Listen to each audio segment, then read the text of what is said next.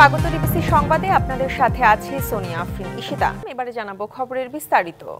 গণ অভ্যুত্থানের মধ্য দিয়ে সরকার গঠনের প্রথম ১০০ দিনে সবচেয়ে বেশি সংবাদের শিরোনাম আইন শৃঙ্খলা পরিস্থিতি।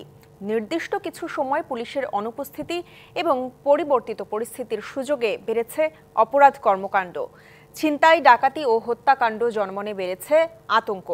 ১০০ দিনের মূল্যায়নে পুলিশ সদর দপ্তর সন্তোষ জানালেও অপরাধ বিশেষজ্ঞরা অপরাধ দমনে আরও কঠোর হওয়ার পরামর্শ দিয়েছেন। রাজীব ঘোষের বিশেষ প্রতিবেদন। গত শুক্রবার রাজধানীর আজিমপুরে মালামালের সঙ্গে ৮ মাসের শিশুকেও নিয়ে যায় ডাকাতরা। যদিও অভিযুক্তকে গ্রেপ্তার করে শিশুটিকে উদ্ধার করে র্যাব। সিলেটের কানাইঘাটে ৫ বছরের মুনতাহা আক্তার জেরিনকে অপহরণের পর হত্যা করে মরদেহ গুমের চেষ্টার ঘটনায় ৬ জনকে গ্রেপ্তার করে পুলিশ। ১১ই নভেম্বর বগুড়ার দুপচাচিয়ায় উদ্ধার করা হয় গৃহবধূর মরদেহ। পুলিশ বলছে গৃহবধূ হত্যায় বাড়ির ভাড়াটিয়া জড়িত। গণপিটুনির ঘটনাও ঘটছে, আর দেশজুড়ে ছিনতাই, ডাকাতি তো বাড়ছেই। রাজধানীর মোহাম্মদপুরে আইন শৃঙ্খলা পরিস্থিতির অবনতির বিষয়টি সবচেয়ে আলোচিত। বিহারি ক্যাম্পে খুনোখুনি, প্রকাশ্যে ছিনতাই, ডাকাতি, সশস্ত্র মহড়ার ঘটনা ঘটেছে। যৌথ বাহিনীর অভিযান চললেও কাটেনি আতঙ্ক। আইন শৃঙ্খলা নিয়ন্ত্রণে আরও ২ মাস বাড়ানো হয়েছে সশস্ত্র বাহিনীর ম্যাজিস্ট্রেসি ক্ষমতা। পুলিশের টহল ও নজরদারি এখনও স্বাভাবিক হয়নি, মনোবল দুর্বল। আছে মামলা ও বদলির আতঙ্ক। আবার পুলিশের অনেক ইউনিটে এখন নতুন মুখ, যাদের সবকিছু গুছিয়ে নিতে সময় লাগছে। দেশজুড়ে ক্ষতিগ্রস্ত থানাগুলোতে দ্রুত কার্যক্রম বাড়ানোর নির্দেশনা দেয়া হয়েছে। সাবেক পুলিশ মহাপরিদর্শকের মতে, দেশে বিরাট পরিবর্তনের মধ্যে আইনশৃঙ্খলা পরিস্থিতি খুব দ্রুত স্বাভাবিক হবে না, এটাই বাস্তবতা। এরকম একটু সময় আরও যাবে। আর পুলিশ যেহেতু পুলিশকে রাজনৈতিক নিয়ন্ত্রণের জন্যে তারা প্রায় গণশত্রু হয়ে গিয়েছিল, তাদের কনফিডেন্স ফিরে পেতে সময় লাগবে। তো কনফিডেন্স ফিরে পাওয়ার জন্য সবচেয়ে বড় জিনিস হচ্ছে পুলিশকে খুব উল্লেখযোগ্য সংখ্যায় দৃশ্যমান হতে হবে। সমাজে অপরাধ থাকবে, কিন্তু সেটা একটা সহনীয় পর্যায়ে থাকার দরকার আছে। সেই লক্ষ্যে তাদের কাজ করতে হবে। অপরাধ বিশেষজ্ঞরা বলছেন, নিরাপত্তা নিয়ে সরকারের কাছে মানুষের আকাঙ্ক্ষা ছিল অনেক বেশি। পুলিশের ভিতরে এক ধরনের ভীতিকর অবস্থা কাজ করেছে, কারণ এই যে প্রায় ২০০০ মানুষকে হত্যা করেছে এবং পাল্টা জন আক্রোশে পুলিশের অনেকেই নিহত হয়েছেন। গত ১৫-১৬ বছর পুলিশকে বা বাহিনীগুলিকে, গোয়েন্দা সংস্থাগুলোকে যেইভাবে তৎকালীন স্বৈরাচার সরকার ব্যবহার করেছেন, সেইটার মধ্য দিয়ে তাদের যে নৈতিক দৃঢ়তা, সেটা কিন্তু ধ্বংস করে দেওয়া হয়েছিল। ১০০ দিনের এখানে দাঁড়িয়ে একটা কথা বলতে পারবো শুধু, যে মানুষের আকাঙ্ক্ষা অনেক বেশি ছিল। সেই জায়গায় কিন্তু একটা ঘাটতি আছে। পুলিশ সদর দপ্তর জানায়, বাহিনীতে গতি ফেরাতে পুলিশের প্রায় সব গুরুত্বপূর্ণ পদে নতুন নেতৃত্ব দেওয়া হয়েছে। বাড়ানো হয়েছে যানবাহন, লজিস্টিক সুবিধাও। আমরা খুব দ্রুতই অপারেশনাল হয়েছি এবং আমরা বলতে চাই যে আমরা আমাদের পেশাদারিত্বের যে জায়গাটুকু, সেই সবটুকু দিয়ে কিন্তু আমরা কাজ করছি এবং আমাদের কর্মের মাধ্যমেই আমরা আসলে বলতে চাই যে আপনার পুলিশ আপনার পাশে। এবং আমরা প্রত্যাশা করব আমাদের এই যে এগিয়ে চলা, পরিবর্তিত পরিস্থিতিতে আমাদের যে এগিয়ে চলা, এই এগিয়ে চলাতে জনগণও আমাদের পাশে থেকে আমাদেরকে সহযোগিতা করবে। আমরা যেমন বলছি যে আপনার পুলিশ আপনার পাশে, ঠিক তেমনি জনগণও আমাদের পাশে থেকে যেন সেই সাহসটুকু জুগিয়ে যায় এবং আমাদের কাজ করার ক্ষেত্রে যেন সহযোগিতা করে যায়, এটি আমাদের প্রত্যাশা। এখনও অপরাধীদের হাতে দেশীয় অস্ত্রের পাশাপাশি দেখা যায় আগ্নেয়াস্ত্র। ধারণা করা হচ্ছে এসবের মধ্যে বিভিন্ন থানা ও পুলিশের কাছ থেকে ছিনিয়ে নেওয়া অস্ত্রও রয়েছে। Rajib Ghosh, DBC news, Dhaka. রাজনৈতিক দলের বিরুদ্ধে ব্যবস্থা নিতে সুপারিশ করতে পারবে আন্তর্জাতিক অপরাধ ট্রাইব্যুনাল, এমন বিধান রেখে আইসিটি অধ্যাদেশের সংশোধনী প্রস্তাবের খসড়া তৈরি করা হয়েছে। আইন উপদেষ্টা ডক্টর আসিফ নজরুল জানান, অনুমোদনের জন্য আজ উপদেষ্টা পরিষদে খসড়াটি উপস্থাপন করা হবে এবং বৃহস্পতিবার আইনটি পাশ করা সম্ভব হবে। মঙ্গলবার সচিবালয়ে অন্তর্বর্তী সরকারের ১০০ দিনে আইন মন্ত্রণালয়ের কৈফিয়ত শীর্ষক সংবাদ সম্মেলন। এতে ১০০ দিনের কর্মকাণ্ড তুলে ধরে আইন উপদেষ্টা বলেন, বিচার বিভাগ ও নির্বাচন বিষয়ক সংস্কার কাজ এগিয়ে নিতে কমিশনগুলোকে সর্বোচ্চ সহায়তা করছে আইন মন্ত্রণালয়। সাইবার সিকিউরিটি অ্যাক্ট বাতিল হবে আপনাদের বলেছি। উপদেষ্টা আরও বলেন, কোনো রাজনৈতিক দলের বিরুদ্ধে মানবতাবিরোধী অপরাধের অভিযোগ থাকলে ও আদালত মনে করলে প্রয়োজনীয় শাস্তিমূলক ব্যবস্থা নেয়ার জন্য সুপারিশ করতে পারবে। আমরা যখন এটা সংস্কারের উদ্যোগ নিলাম, আমরা চেয়েছি বিচারটা যেন বৈশ্বিক পর্যায়ে, দেশীয় পর্যায়ে গ্রহণযোগ্য হয়, একই সাথে এটার মাধ্যমে যেন সুবিচার নিশ্চিত করা হয়। এটা আগামী বৃহস্পতিবারের মধ্যেই এটা আইনে পরিণত হবে। গত 1 জুলাই থেকে 5 আগস্ট পর্যন্ত ছাত্র আন্দোলনের সময় করা হয়রানিমূলক ও রাজনৈতিক সকল মামলা উঠিয়ে নেওয়া হয়েছে বলেও জানান আইন উপদেষ্টা। ছাত্র জনতার গণ আন্দোলন দমনে দায়েরকৃত প্রায় সকল ফৌজদারি মামলা প্রত্যাহার করা হয়েছে। কথা বলার অপরাধে যেই সমস্ত মামলা হয়েছিল সেই মামলাগুলা একসাথে রহিত হয়ে যাবে। এছাড়া ফ্যাসিস্ট সরকারের সময় রাজনৈতিক বিবেচনায় বিচার বিভাগে ঢালাও নিয়োগ হয়েছে, তাই এসব নিয়োগ বাতিলের বিষয়ে ব্যবস্থা নেওয়া হচ্ছে বলেও জানান উপদেষ্টা। এত বেশি সংখ্যক নিয়োগ একটা মন্ত্রণালয় থেকে হয়েছে, আমার ধারণা আর কোনো নজির নাই। এবং শাহ ইমন, ডিবিসি নিউজ, ঢাকা। জয়পুরহাটে অন্য বারের তুলনায় এবছর বীজ, সার সহ আলু রোপণে খরচ বেশি পড়ছে। আমন ধানে কাঙ্ক্ষিত দাম না পাওয়ায় হতাশা নিয়েই আলু রোপণ করছেন চাষিরা। তাদের অভিযোগ, নির্ধারিতের চেয়ে বেশি দামে বীজ ও সার কিনতে বাধ্য হচ্ছেন তারা, দেয়া হচ্ছে না রসিদও। অভিযোগ খতিয়ে দেখে ব্যবস্থা নেওয়ার আশ্বাস কৃষি বিভাগের। আলু উৎপাদনে দেশের অন্যতম জেলা জয়পুরহাটে শুরু হয়েছে বীজ রোপণ মৌসুম। চাষের জন্য জমি প্রস্তুত করা সহ আলু বীজ রোপণে ব্যস্ত সময় পার করছেন চাষিরা। তবে গেলবারের তুলনায় এবছর বিঘা প্রতি আলু রোপণে 8 থেকে 10 হাজার টাকা বাড়তি খরচে হতাশ কৃষকরা। তাদের অভিযোগ, 40 কেজি বীজ নির্ধারিত মূল্যের চেয়ে 1000 থেকে 1200 টাকা বেশি দামে বিক্রি করছেন ডিলাররা। ডিলাররা বিভিন্ন কারসাজের মাধ্যমে প্রতি বস্তা আলুর দাম নেয় 4000 থেকে 4200 টাকা। এতে আমাদের উৎপাদন খরচ বেড়ে যায়, আমাদের খরচটা বেশি হয়ে যাচ্ছে এবং আলুটা উৎপাদন করার পর বিক্রি করতে গেলে আমরা সেই রকম ভাবে কৃষকরা দাম পাচ্ছি না। এছাড়া সার কিনতে হচ্ছে সরকারি মূল্যের চেয়ে 400 থেকে 500 টাকা বেশি দিয়ে। বেশি দামে কিনলেও দেয়া হচ্ছে না রসিদ। সরকারের দাম নির্ধারণের চাইতে বেশি নেয় এবং আমাদেরকে কোনো মেমো দেয় না। 1050 টাকা মূল্য ডিএপি, এমওপিরও 1050 টাকা, কিন্তু কিনতে গেলে বস্তা প্রতি 300-350 টাকা বেশি লাগে। তবে অভিযোগ অস্বীকার করছেন সার ও আলু বীজের ডিলাররা। জয়পুরহাটে বিডিসির আলু যেভাবে চাহিদা সে অনুযায়ী পাচ্ছি না এবং সরকারের নির্ধারিত মূল্যে আমরা বীজ বিক্রয় করতেছি। কৃষক যে অভিযোগ করেছে সেটা ভিত্তিহীন। জয়পুরহাটে সারের কোনো সংকট নেই, কৃষকরা যে অতিরিক্ত মূল্য নেওয়ার অভিযোগ করছে এটা আদতে সত্য নয়। রোপণে খরচ বেশি হচ্ছে স্বীকার করে সার ও বীজ নিয়ে অভিযোগ পেলে ব্যবস্থা নেওয়ার আশ্বাস কৃষি বিভাগের। মোবাইল কোর্ট পরিচালনা করার মাধ্যমে বিভিন্ন ব্যবসায়ীকে শাস্তির আওতায় নিয়ে এসেছি। আমরা আশা করতেছি যে নির্দিষ্ট সময়ের মধ্যেই আমাদের লক্ষ্যমাত্রা অনুযায়ী আলু আবাদ করা সম্ভব হবে। জেলায় এবার 40,000 হেক্টর জমিতে আলু রোপণের লক্ষ্যমাত্রা ধরা হয়েছে। DBC news desk. অবিরাম ঝরা কুয়াশা আর উত্তরের হিমেল হাওয়া জানান দিচ্ছে প্রকৃতিতে শীতের উপস্থিতি। ভোরের প্রকৃতিতে হাত বাড়ালেই হিমশীতল ভাব। ক্ষেতের ধান আর সবজির পাতায় ভোরের মুক্তার মতো শিশির বিন্দু তৃপ্ত করছে প্রকৃতিপ্রেমীদের। আর মাঠে মাঠে ফসলের ঘ্রাণে আপ্লুত কিষানি। শীতকাল কবে আসবে সুপর্ণা?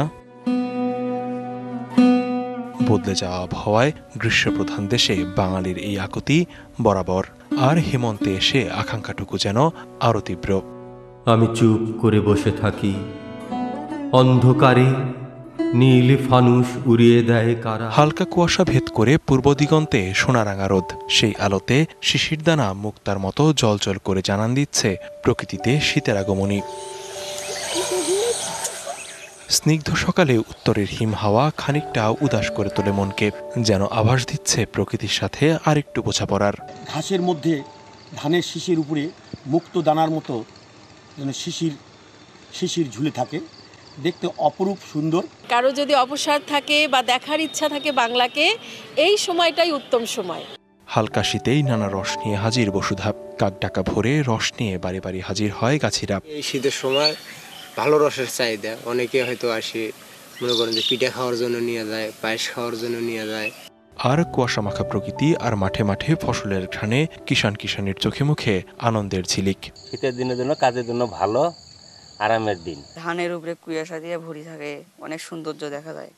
শীতের আমেজ শুরু হতেই বাঙালির রসনা বিলাসে যোগ দেয় বাহারি পিঠা। আর কিছুটা সময় পেরোলেই রং বেরঙের অতিথি পাখির কলতানে মুখর হবে চারদিক। গ্রাম বাংলার ঘরে ঘরে এখন তারই অপেক্ষা। লিখনকান্তি ভৌমিক, ডিবিসি নিউজ ডেস্ক।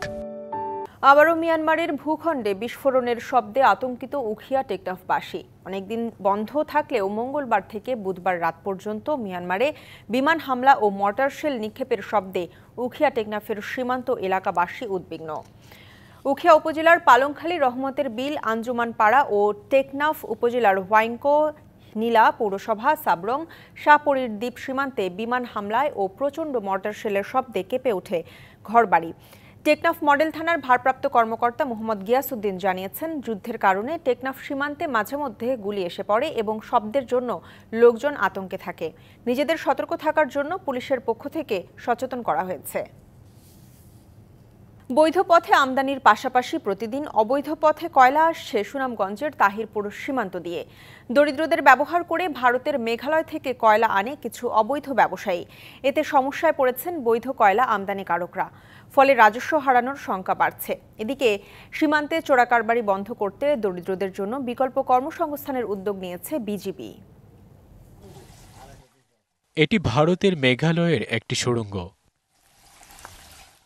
এই সুড়ঙ্গ দিয়ে বাংলাদেশ থেকে ভারতের মেঘালয়ে যাওয়ার পর পাড়ি দিতে হয় কয়েক কিলোমিটারের খাড়া পথ। এরপর ঝুঁকিপূর্ণ সুড়ঙ্গ দিয়ে বস্তা ভরে কয়লা এনে স্তূপ করা হয়। ঝুঁকিপূর্ণ এই কাজ করতে গিয়ে প্রায়ই ঘটে দুর্ঘটনা। প্রাণহানির পাশাপাশি আহত হয়ে পঙ্গুত্ব বরণও করে অনেকে। দ্বিতীয় ধাপে এখান থেকে কয়লা পৌঁছে দেওয়া হয় ব্যবসায়ীদের কাছে। কয়লা চোরাকারবারিদের কারণে ক্ষতিগ্রস্ত হচ্ছে বৈধ ব্যবসায়ীরা, আর রাজস্ব হারাচ্ছে সরকার। আমাদের বিজিবিরা জাল দিতেছে, এই পলো দিতেছে, এগুলি দিয়ে যদি আমরা এখন চেষ্টা করব যে নদীতে মাছ ধরব। স্থানীয় দরিদ্র জনগোষ্ঠীকে ব্যবহার করে মেঘালয় থেকে কয়লা আমদানি করে কিছু ব্যবসায়ী। চোরাকারবারি বন্ধ করতে বিকল্প কর্মসংস্থানের উদ্যোগ নিয়েছে বিজিবি। এই তো আগে গেছি, মাঝে মাঝে চলছি, এখন মাছ ধর মজুরিয়া চলবো। আমরা এখন আর পাহাড় যাওয়া লাগবো না, এই হাওয়ারের মধ্যে মাছ মারা মা বাপ বাচ্চা কাচ্চা লইয়া খুব সুখে শান্তি চলতে পারবো। তাদেরকে কিছু অসাধু লোক অবৈধভাবে নারী ও শিশু পাচার ঘটায়, বালু পাথর চুরি, কয়লা এগুলো চুরি ঘটায়। তো এটি অত্যন্ত সুন্দর উদ্যোগ যে পেশা পরিবর্তন এখন সময়ের দাবি। চোরাচালান বন্ধে সীমান্তে বাড়ানো হচ্ছে নজরদারি। চোরাকারবারির তালিকা করে নেওয়া হচ্ছে ব্যবস্থা। অত্র এলাকায় গোয়েন্দা তৎপরতা বৃদ্ধি, নজরদারি বৃদ্ধি সহ আমাদের কিন্তু টহল তৎপরতা অনেকাংশে বৃদ্ধি হয়েছে। এই এলাকার মানুষ এই অবৈধ কাজে জড়িত না হয়ে অবৈধভাবে ভারতে অনুপ্রবেশ করে কয়লা না নিয়ে এসে যে উপকরণ, মাছ ধরার উপকরণ, এগুলো দিয়ে তারা যেন তাদের জীবিকা নির্ভর করতে পারে। চোরাচালান বন্ধে জনপ্রতিনিধির পাশাপাশি নাগরিকদের সোচ্চার হওয়ার আহ্বান। DBC news desk. সুদের ব্যবসা করে সম্পদের পাহাড় গড়েছেন ভাঙ্গুড়া উপজেলা আওয়ামী লীগের সদস্য সিরাজুল ইসলাম সিরাই। ঋণের অর্থের কয়েকগুণ বেশি অর্থ পরিশোধ করেও সিরাজুলের হাত থেকে রেহাই পাননি ভুক্তভোগীরা। তার ফাঁদে পড়ে অনেকেই সর্বশান্ত হয়েছেন বলে অভিযোগ এলাকাবাসীর। পুলিশের তদন্তে ঘটনার সত্যতা পাওয়া গেলেও অভিযোগ অস্বীকার করেছে আওয়ামী লীগ নেতা। পাবনার ভাঙ্গুড়া উপজেলার সুমন বাবু প্রায় 5 বছর আগে ব্যবসায়িক প্রয়োজনে সিরাজুল ইসলামের থেকে 4,50,000 টাকা ঋণ নেন। ঋণের অর্থের বিপরীতে নেওয়া হয় জমির দলিল ও ব্ল্যাঙ্ক চেক।